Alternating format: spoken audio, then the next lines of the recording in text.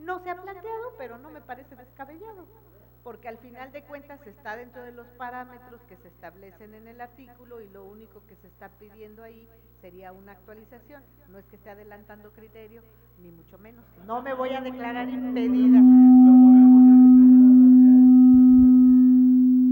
Ahí ya se enojaron los trabajadores o los patrones.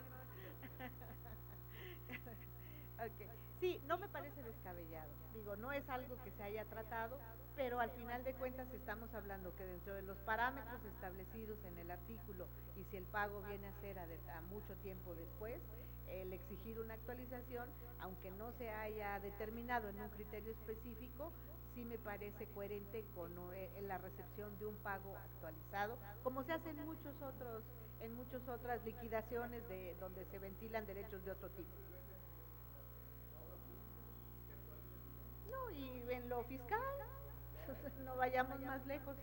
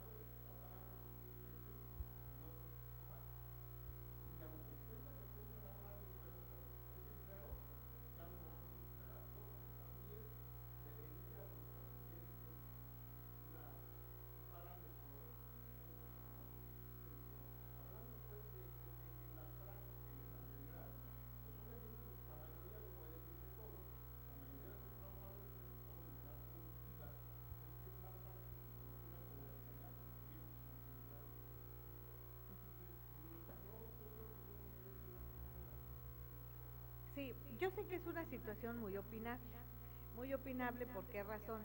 Las razones que usted da son totalmente ciertas, sí puede ser que el trabajador al día siguiente ya tenga un trabajo y quizás mucho mejor que el que tenía, o que la situación económica no le permita también encontrar trabajo tan fácilmente, porque esa es otra de las cosas.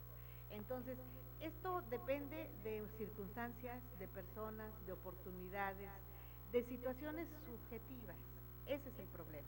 Al depender de situaciones realmente subjetivas, aquí lo que se ha pensado por la jurisprudencia tanto de los tribunales colegiados como de la Suprema Corte en este aspecto fue, no vamos a pensar si el trabajador tiene trabajo, si no tiene trabajo, si puede conseguir, si no puede conseguir, si está mejor, si no está mejor. Lo que vamos a pensar es que no lo vamos a dejar desprotegido. Y recuerden que al final de cuentas el trabajador pues tiene una protección en materia de suplencia de queja mucho más amplia que la que se da, por ejemplo, para el patrón. Entonces, la idea fundamental fue, independientemente de las circunstancias en las que se pueda dar, pensemos en la protección al trabajador y pensemos en un tiempo prudente que fueron los 6 meses de subsistencia. Ahora, que si consiguió trabajo, que si perdió el asunto, lo caído caído. Se lo comió y ya no hay manera de devolver. No hay manera. ¿Por qué? Porque se hizo pensando exclusivamente en algo relacionado con su subsistencia. Entonces aquí sí no hay vuelta de hoja y la razón de ser es única y exclusivamente esa. Y si nos ponemos desde el punto de vista de la justicia laboral, pues yo creo que no es malo. Yo creo que no es malo, ni deja en la calle a nadie, ni acaba con una empresa, ni exactamente. Entonces, dentro de lo subjetivo o no que pueda ser, nos resulta quizás un poco justo y de alguna manera no se deja en estado de indefensión al trabajador que igual consigue trabajo y igual no lo consigue, sobre todo tomando en consideración la situación económica premiante que vive ahora el país. Entonces, por esa razón a mí me parece que ese tiempo destinado, cuando menos es un tiempo que podemos estimar. No me gusta el término razonable porque ahora para todo usan el test de razonalidad, pero es razonable, es un plazo razonable. Es un plazo razonable, porque estamos hablando de un plazo dado en jurisprudencia, no del test de razonalidad de un artículo, que ese le corresponde al legislador, no a nosotros. ¿Sí? Señora ministra, no sé si nos permita que abramos ya la Sí, sesión a de la hora que preguntas y quieran. respuestas. De alguna manera ya le hemos abierto, Sí, pero podemos a la hora que quiera. Muchas gracias. Bueno, pues en atención a que el tiempo de la señora ministra y que después también sigue todavía clases del diplomado, vamos a abrir el espacio a 4 casas, empezando por la Casa de la Cultura Jurídica de Veracruz. Adelante, Veracruz.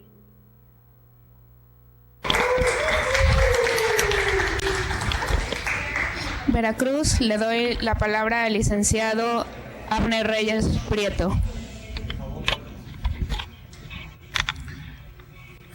Buenas tardes, señora ministra. Buenas tardes. Mi nombre es Abner Reyes Prieto. Mi pregunta va encaminada. ¿Qué opina usted acerca de aquellas resoluciones que emite el Poder Judicial Federal y que en algunas veces carecen de argumentación jurídica? ¿Pueden ser recurribles por ese hecho? Que si bien es cierto, no es un problema de fondo, sí es un problema procesal. Lo anterior es un tema central en la obra El Libro Blanco de la Reforma Judicial, tal como lo señala Gerardo Dehesa en el libro Introducción a la Retórica y a la Argumentación, editado por la Suprema Corte de Justicia en el año 2015, página 31. Es mi pregunta con todo respeto. Gracias. Muy buenas tardes. Le agradezco muchísimo su pregunta. Mire, mi respuesta al respecto es esta. Hay una tesis que dice que los jueces y los magistrados no pueden violar o no se entienda que puedan violar, antes decíamos garantías individuales, ahora diríamos derechos humanos.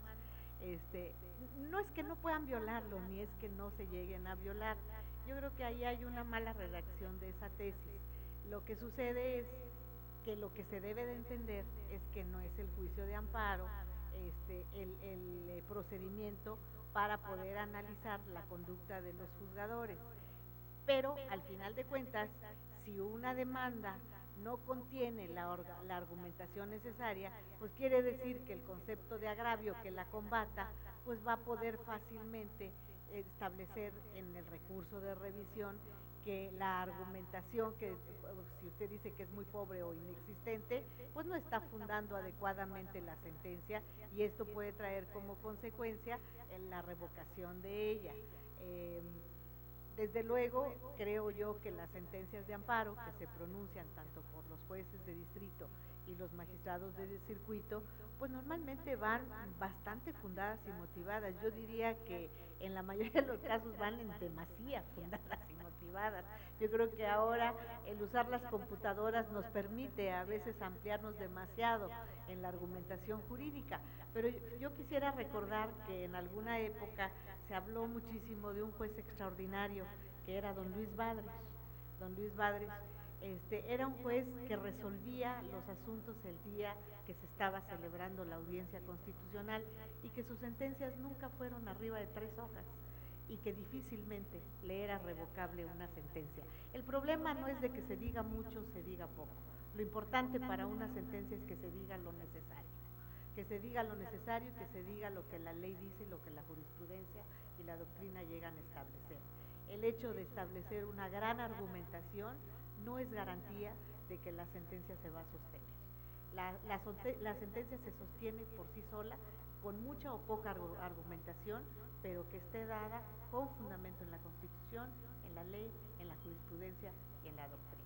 Le pongo el ejemplo del juez Badres porque era muy difícil que a él le revocaran una sentencia, porque en esas 3 hojitas estaba condensado perfectamente el asunto, perfectamente sintetizado, conocido, pero además con la argumentación precisa y necesaria. A continuación, cedemos el uso de la palabra a la Casa de la Cultura Jurídica de Jalapa. Adelante, Jalapa. Estimada maestra Margarita Beatriz, la saludamos respetuosamente desde esta ciudad de Jalapa, Veracruz, el grupo que conforma el diplomado, integrado por abogados litigantes, funcionarios judiciales, maestros universitarios, y me voy a permitir pasarle la palabra al maestro que tiene a su cargo el módulo 4 del diplomado que se está impartiendo el día de hoy, el maestro Arturo Chipuli. Ministra, muy buenas tardes. Antes que nada, mi más sincero reconocimiento y admiración. Yo únicamente tengo una pregunta acerca de una cuestión que se dio hace pues apenas un mes. Leía yo que precisamente la Corte tenía pensado o está revisando una cuestión relativa a acotar precisamente los litigios estratégicos que en materia de derechos humanos se están llevando a cabo. Nosotros sabemos que, bueno, los actores sociales cada vez tenemos mayor interés precisamente en el desarrollo de estos derechos, pero específicamente en el caso de la cannabis medicinal se hablaba un poco de ese acotamiento y bueno, desde mi punto de vista me parece pues algo un poco riesgoso. ¿Cuál es su opinión? Muy buenas tardes, muchos saludos al doctor Berlín Valenzuela, siempre es un gusto saludarlo y por supuesto a toda la Casa de la Cultura Jurídica de Jalapa. En relación a su pregunta, esto surgió con motivo del análisis del juicio de amparo que se promovió con motivo de si se debía o no autorizar el uso medicinal de la marihuana. Aquí lo que sucedió fue lo siguiente. Se promueve este juicio de amparo por una empresa que se constituye 14 días antes de hacer la solicitud a COFEPRIS para la autorización de del uso medicinal de la marihuana. Lo que se dijo en esa ocasión, alguno de los señores ministros dijo, es que esto se trata de un litigio estratégico. Y bueno, yo cuando participé mencioné que se trataba de un litigio estratégico, pero no mencioné que estuviera en contra de los litigios estratégicos. El litigio estratégico para mí es aquel que surge de un caso concreto que se considera puede ser cualquier caso de cualquier persona, de cualquier gobernado, pero que aún siendo un caso tan común puede representar la creación de un criterio, de un cambio fundamental o trascendental en la vida jurídica de nuestro país y que muchos cambios y muchas reformas se han llegado a hacer precisamente a raíz de los litigios estratégicos, pero los litigios estratégicos ciertos, los litigios estratégicos existentes, los litigios estratégicos que responden a casos reales, no el litigio estratégico que se inventa a través de la creación de una empresa que no tenía ni siquiera autorización para realizar ningún experimento con medicina alguna, ni siquiera de insumos autorizados, mucho menos de insumos no autorizados. Entonces, a eso fue el comentario. Y de hecho, precisamente para no crear confusiones de esa naturaleza, en la columna que escribo en el periódico El Universal, hice la aclaración pertinente para que no se fuera a malentender de que estoy en contra de los litigios estratégicos. No, no estoy en contra de los litigios estratégicos. A mí me parece que son litigios que han cambiado a veces cuestiones fundamentales de los sistemas jurídicos. Nada más que el litigio estratégico verdadero, el litigio estratégico que responde a un caso real y cierto, no al litigio estratégico que se inventa sin tener detrás de él un caso cierto. Y este era el caso de este asunto en el que se revisó y se planteó por varios de los señores ministros la creación de algo específicamente para obtener una autorización de un insumo no permitido para efectos de fines medicinales, sí es cierto, pero un insumo no permitido en el que ni siquiera había autorización para un laboratorio para hacer medicinas de insumos permitidos. No había autorización alguna. Lo único que había era la creación de una sociedad anónima con el objeto social de poder llevar a cabo algún día experimentos en materia de medicinas, y desde luego el objeto social era amplísimo, diciendo que era para cualquier tipo de medicamento. A esa clase de litigio estratégico es al que nos referimos, no al otro. El otro yo creo que ha provocado grandes cambios, y además cambios que han favorecido de manera muy importante los sistemas jurídicos en los que se han presentado. Y le digo, en mi columna de hace, si no mal recuerdo, un mes, está hecha perfectamente la aclaración para evitar justamente ese tipo de confusión. A continuación, Muchas gracias. cedemos el uso de la voz a la Casa de la Cultura Jurídica en Mazatlán. Adelante, Mazatlán. Si me permite.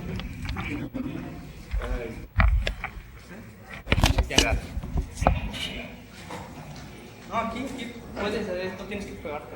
Adelante.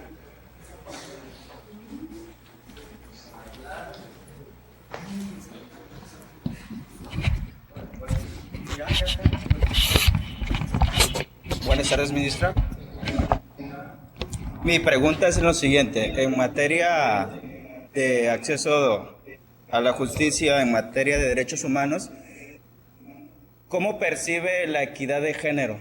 Tomando como referencia que usted, respetuosamente, es la única ministra respecto a la igualdad de género. ¿Qué recomendaciones puede hacer para que mande esa señal de equidad y por el impacto social que esta puede tener? Muchísimas gracias, muy buenas tardes. Desde luego que la equidad de género o la igualdad de género pues es una circunstancia en la que hemos venido padeciéndola, porque esa es la palabra, las mujeres desde hace muchísimo tiempo. No es que nos tiremos al suelo ni nos rasguemos las vestiduras, pero lo cierto es que esto es producto de una cultura, de una historia, de una idiosincrasia, y que bueno, que se dio de manera natural desde el inicio de la humanidad. ¿Por qué razón? Pues porque había atributos de fuerza más en el sexo masculino que en el femenino, y se crearon roles estereotipados en los que se consideraba que la mujer debía quedarse en la casa, al cuidado del hogar, de los hijos, y que el proveedor pues era prácticamente el varón. Sin embargo, algunos acontecimientos, sobre todo de carácter bélico, dieron la oportunidad de percatarse a las mujeres cuando los hombres se iban a la guerra, pues que había la posibilidad de ellas desarrollar un rol diferente al que estaban acostumbradas, y no solamente lo podían desarrollar, sino que se dieron cuenta que tenían la capacidad intelectual para hacerlo. Entonces, sobre esta base, bueno, pues como todos ustedes saben, se vinieron con posterioridad muchos movimientos feministas buscando el reconocimiento de los derechos de las mujeres, entre ellos el derecho al voto, el derecho laboral a tener un salario igual, el derecho a tener una preparación idéntica, poder acudir a las universidades.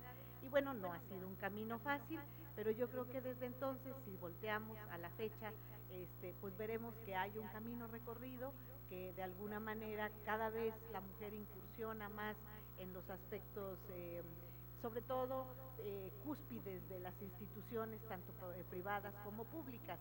No quiero decir que hayamos logrado una igualdad. Yo creo que estamos en proceso y esto depende de dos cosas muy importantes. La primera depende sobre todo de las personas que tienen en sus manos la capacidad de decisión para brindar la igualdad de oportunidades entre hombres y mujeres. Y la otra también depende de nosotras las mujeres, que en el momento en que se nos presenta esa oportunidad, demostremos que estamos a la altura de los varones para poder desarrollar cualquier tipo de actividad con la misma capacidad y con la misma seriedad que pueden hacerla ellos. Por eso mi reconocimiento siempre a las mujeres precursoras, que fueron las que tuvieron la valentía de desarrollar este tipo de trabajos que se consideraban exclusivamente para los varones, que lo hicieron exitosamente y que nos abrieron brecha a las que venimos detrás. En la Suprema Corte de Justicia de la Nación no solamente estoy yo de ministra, acaba de llegar afortunadamente para mí la magistrada Norma Lucía Piña Hernández, una magistrada de carrera, una magistrada que tiene un gran reconocimiento en el Poder Judicial de la Federación por ser una mujer estudiosa, dedicada, empeñosa, y que ustedes la verán en los plenos de la Suprema Corte de Justicia de la Nación, vean sus participaciones y lo único que denotan es su seriedad en el análisis y en el estudio de los asuntos que se presentan a la consideración, y que como tal está demostrando que la oportunidad que le llegó, al igual que a mí, lo único que hacemos es, en la medida de nuestras limitaciones y de nuestras capacidades, hacer nuestro mejor esfuerzo. Y en cuanto a cuáles serían las recomendaciones que daríamos al respecto, quiero decirle que afortunadamente para mí el señor presidente de la Suprema Corte de Justicia de la Nación me nombró presidenta del Comité Interinstitucional de Igualdad de Género del Poder Judicial de la Federación, que aglutina tanto a la Suprema Corte de Justicia de la Nación como al Consejo de la Judicatura y al Tribunal Electoral del Poder Judicial de la Federación.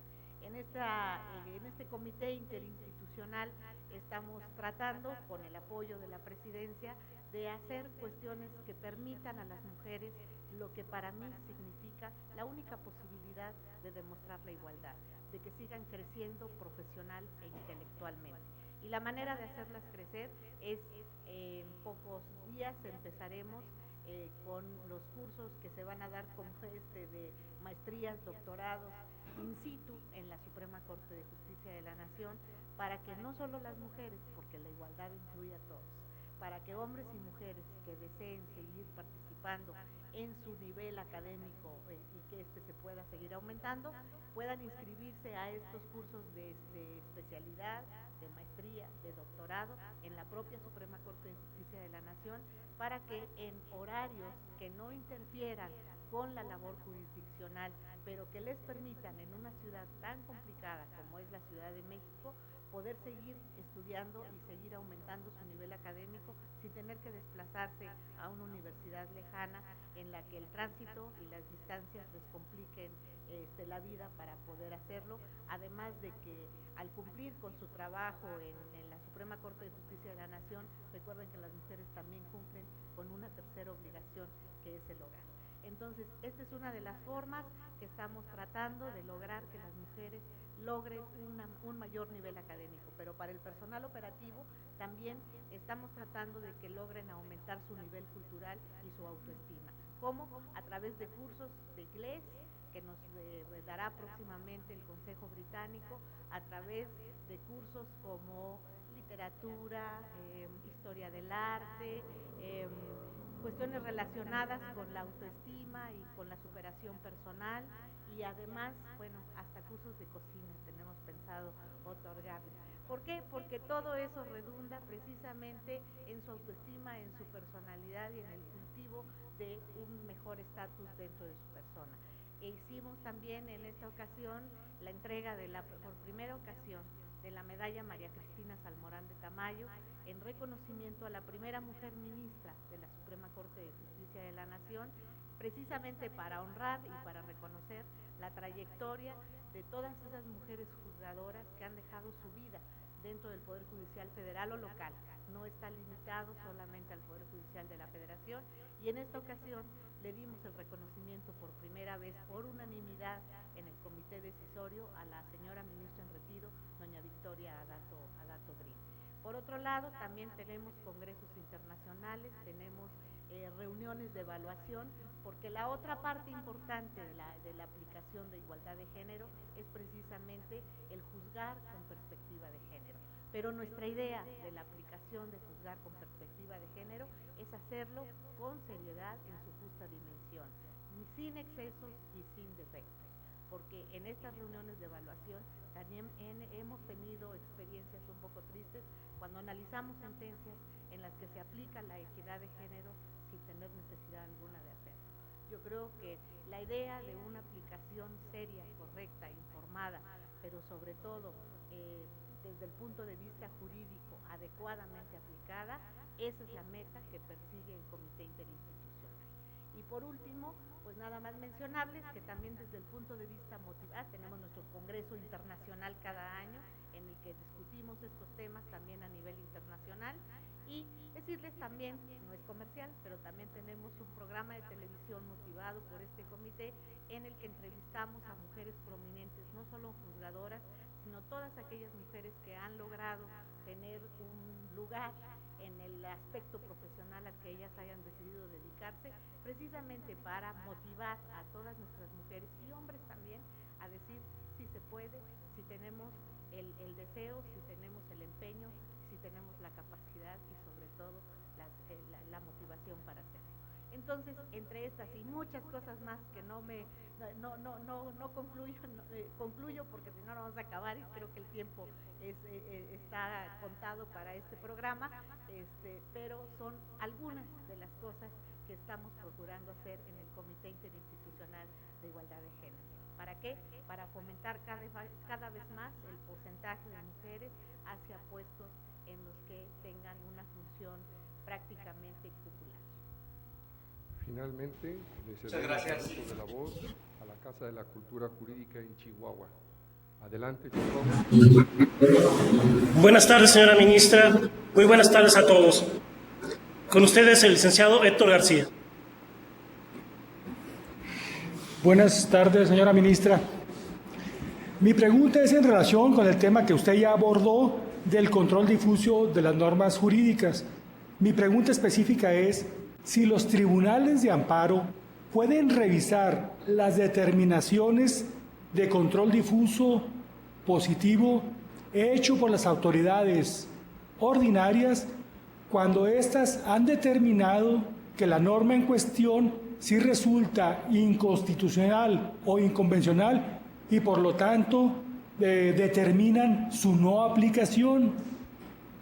Mi pregunta concreta es, ¿puede un tribunal de amparo revisar esta determinación ante la impugnación de un litigante o en su caso esas determinaciones cuando no son impugnadas adquieren la fuerza o los efectos de ser cosa juzgada?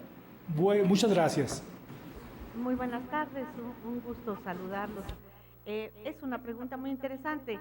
Desde luego que si el control difuso se ejerció y ese control difuso determinó que había que inaplicar el artículo respectivo, la persona en ese proceso que resulte agraviada y promueva un juicio de amparo en contra de esa sentencia que le fue adversa, desde luego que puede aducir a través de un concepto de violación que el análisis de control difuso fue incorrecto y dar las razones para poder sustentar su argumentación. Y ya será el análisis del tribunal colegiado respectivo o de la Suprema Corte de Justicia de la Nación, según sea el caso, el que determine si el ejercicio del control difuso fue no correcto. ¿Por qué razón? Porque ya estamos en un problema de constitucionalidad que en amparo entra dentro de la competencia del Poder Judicial de la Federación. Claro que sí puede hacerlo y en todo caso conceder o negar el amparo por una correcta o incorrecta aplicación del control difuso de la Constitución. ¿Pero había dicho alguna otra cosa?